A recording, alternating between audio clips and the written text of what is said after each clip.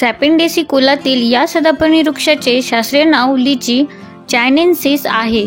तो मूळचा चीनमधील असून भारत, दक्षिण Africa, West Indies, New Zealand, Australia, Japan, Myanmar, अमेरिकेची संयुक्त संस्थाने इत्यादी देशांत लागवडीखाली आहे. लिचीचा वृक्ष डेरेदार असून तो 10 ते 15 मीटर उंच वाढतो. खोडाची साल राखाडी व फांद्या तपकिरी असतात. पाने एकाडेक संयुक्त 10 ते 25 सेंटीमीटर लांब असून पर्णिकांच्या 2 ते 4 जोड्या असतात. पर्णिका लंबगोल असून वरचा पृष्ठभाग चकचकीत व गुळगुळीत तर खालचा भाग निळसर हिरवा असतो. फुलोरा परिमंजिरीत प्रकारचा असतो. या परिमंजिऱ्या 10 किंवा त्यापेक्षा जास्त असतात. फुलोराचा व्यास 10 ते 40 सेंटीमीटर असतो. त्यावर 100 पेक्षा अधिक पांढरी, पिवळी किंवा हिरवट पांढरी व लहान फुले येतात. काही फुले एकलिंगी तर काही द्विलिंगी असतात. निदलपुंज 5 व संयुक्त दलांचा असतो. दलपुंजात 5 मुक्त दले असून फूल उमलताच ती कळून जातात. नर फुलात 7 ते 9 मुक्त पुंकेसर असून ते मंडलावर रचलेले असतात. यात जायांग नसते. द्विलिंगी फुलांमध्ये जायांग 2 व उद्ध्वस्त अंडपिंचे बनलेले असते. या फुलांमधील पुंकेसरांचे परागकोश उघडत नाहीत. फळे घोसांमध्ये येतात. ती सुमारे 2.5 सेंटीमीटर लांब, हृदयाच्या आकाराची, गोल किंवा लंबगोल व आठळीयुक्त असतात. फळांची साल सुरुवातीला हिरवी असून नंतर लाल किंवा गर्द तपकिरी होते. साल पातळ, खरबरीत व काटेरी असते. फळांत पांढरा, सुवासिक व मांसल गर असतो.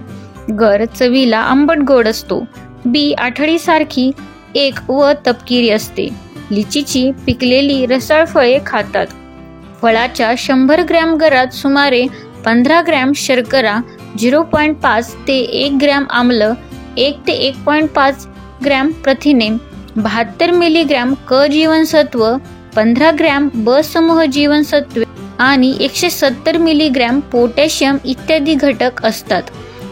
यांशिवाय त्यात फॉस्फरस व आयर्न असते. फळांतील गरापासून प्रतिऑक्सिडीकारके उपलब्ध होतात. मूळ, साल व फुलांचा काढा घशाच्या विकारावर गुळण्या करण्यासाठी वापरतात.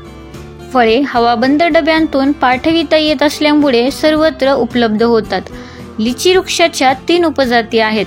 फुलांची रचना, फांद्यांची जाळी, फळांची वैशिष्ट्ये आणि पुंकेसरांच्या संख्येवरून या उपजाती केल्या आहेत. लिची चायनेन्सिस उपजाती चायनेन्सिस हिची व्यापारी लागवड करतात. तिला सामान्यपणे लिची म्हणतात. या वृक्षाच्या फांद्या पातळ व बारीक असतात. फळांवरील साल पातळ व काटेरी असते.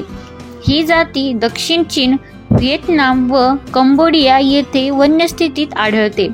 लिची चायनेन्सिस उपजाती फिलिपिन्स ही फिलिपिन्समध्ये वन्यस्थितीत असून क्वचितच तिची लागवड करतात. तिच्या फांद्या पातळ व बारीक असतात.